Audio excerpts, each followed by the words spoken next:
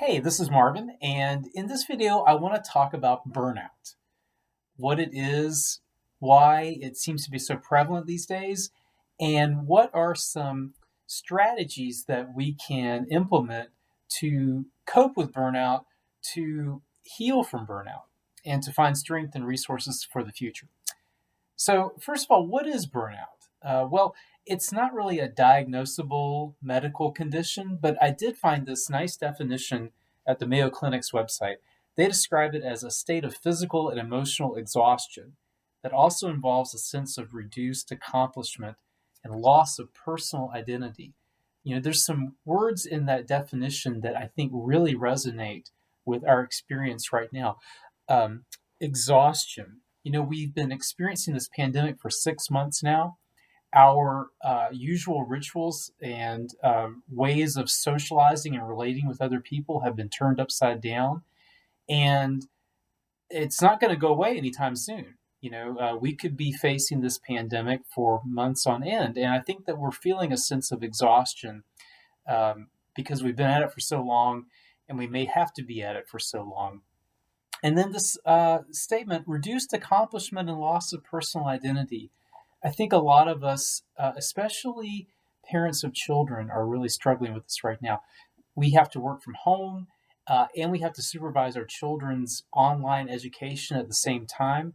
And it just seems like there's too much work to be done. It seems like we're not getting enough, we're not getting done what we used to get done when we were able to go to our place of work. And we're worried that our children are not learning the kinds of things that they need to learn at this point in their maturation process.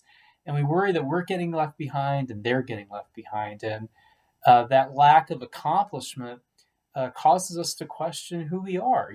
I think for a lot of us, our identities are so closely tied to our roles at work that if we're not functioning well at work, we wonder who we are as people. So I think for all of these reasons, a lot of us are experiencing burnout right now. That's the Mayo Clinic's definition. We can talk a little bit more about specific ways that we experience burnout. And this might help you understand whether what you're feeling right now is something called burnout. Burnout is often associated with a feeling of numbness.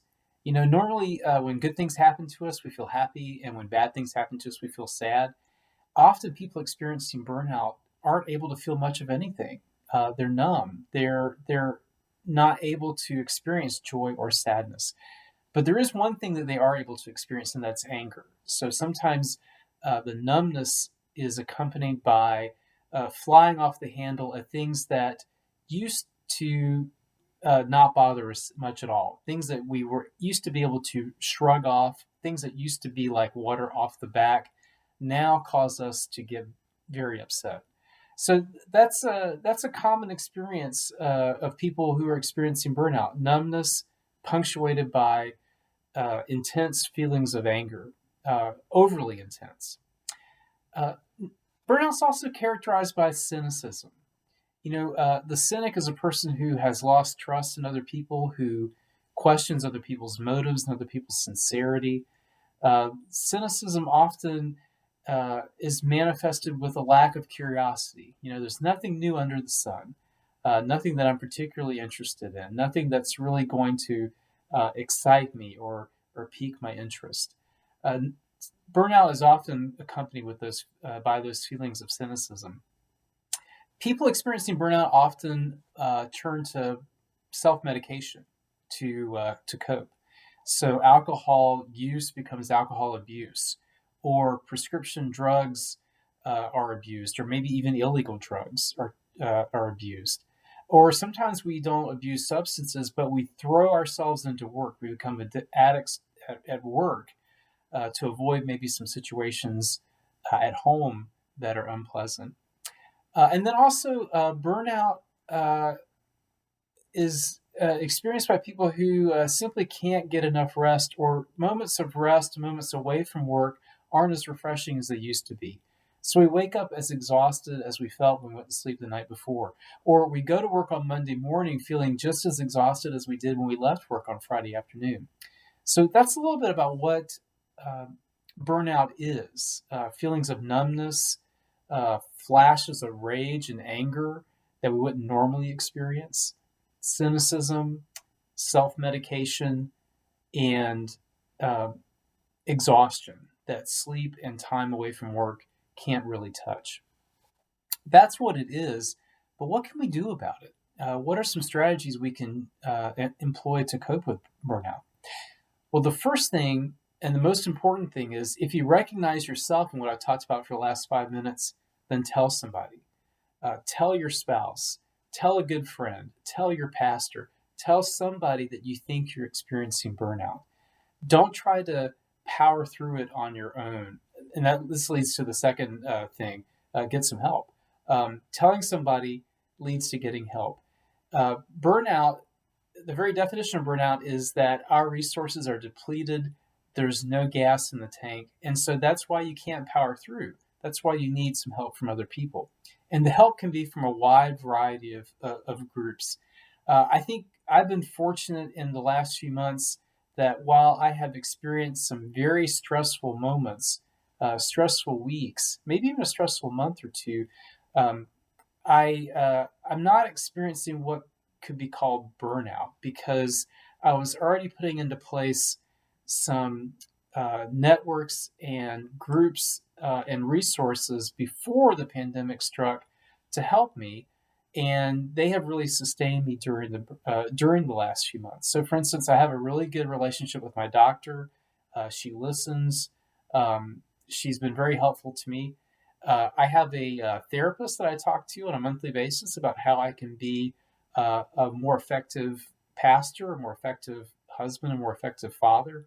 I also talk to a spiritual director on a monthly basis who talks to me about my prayer life and about my relationship with God.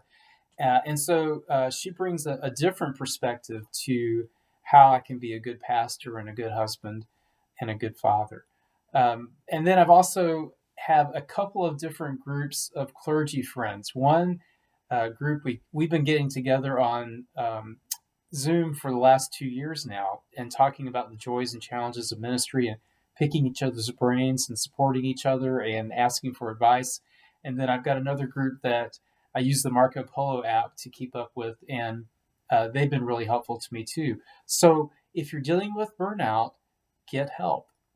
Surround yourself with people and with resources who can help replenish you, who can help refill your tank so that you can have the strength to make it through this time. The next thing, and maybe the most important thing, is have faith in God. Lean on faith right now. Faith is the assurance of things hoped for, the conviction of things not seen. That's what the Bible says. And so you may be in a dark night right now. You may not see any hope for the future. It may be like you're outside in a rural area and it's a cloudy night and the moon is new and there's no light, not even a sliver of light in the eastern sky. But you've got faith that it won't be like that forever, right? You know that the sun is going to rise. So have faith in God because God is faithful. And even if you can't see or feel God's presence right now, know that the dawn is going to come and you are going to see and feel God's presence at some point in the future.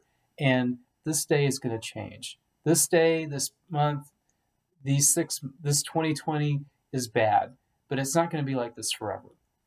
Have faith in God, and God will see you through this. And God will be revealed to you at some point in the future. Another thing you can do is just do something. Take a walk. There's leaves falling in the yard. Rake some leaves. Commit yourself to a project. Build something. Take something apart and put it back together again. Sew something. Pick up a book and read it. Something to take your mind off of all of those things that are feeding your anxiety, feeding your anger, feeding your fears, all those things that are exhausting you. A little project, a little something to take your mind off of those things. Also, get some rest.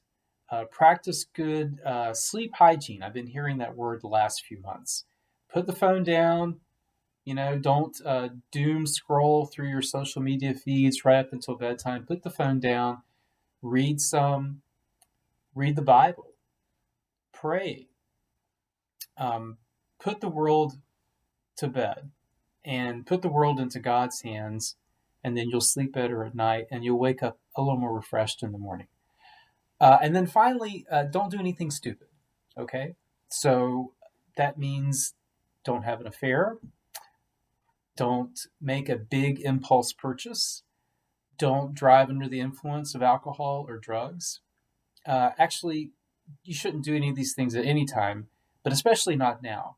We're all under stress, we're all under a lot of pressure, but these kinds of coping behaviors are just going to make matters worse in the long term. So that's a little bit about burnout. It's that numbness and cynicism that we often treat with self-medication, and that sense of exhaustion that comes from being in an impossible situation for much too long. And I think a lot of us are experiencing that right now. But we don't have to experience it forever. And there are ways out. And those ways include building a support system around you that's going to help you refill your tank. Having faith in God and praying to God and turning your problems and the world's problems over to God so that you can sleep well at night and wake up refreshed. Finding something to do to get your mind off of the things that feed your anxiety and feed your anger, and being smart, not doing things that are foolish, but relying on these other time-tested gifts and skills to get you through this period. So also, I want you to know as this video is wrapping up that you are going through a difficult situation. It's not you, it's the situation. And we are here to help you at First Presbyterian Church. So if we can pray for you, if we can point you in the way of resources, please reach out to us. My email is marvinl@fpccolumbia.org. I'd love to hear from you and love to put you in touch with some people who can walk with you on this journey. We're going to get through this, and we're going to get through it together. That's how we're going to get through it. Take care and God bless.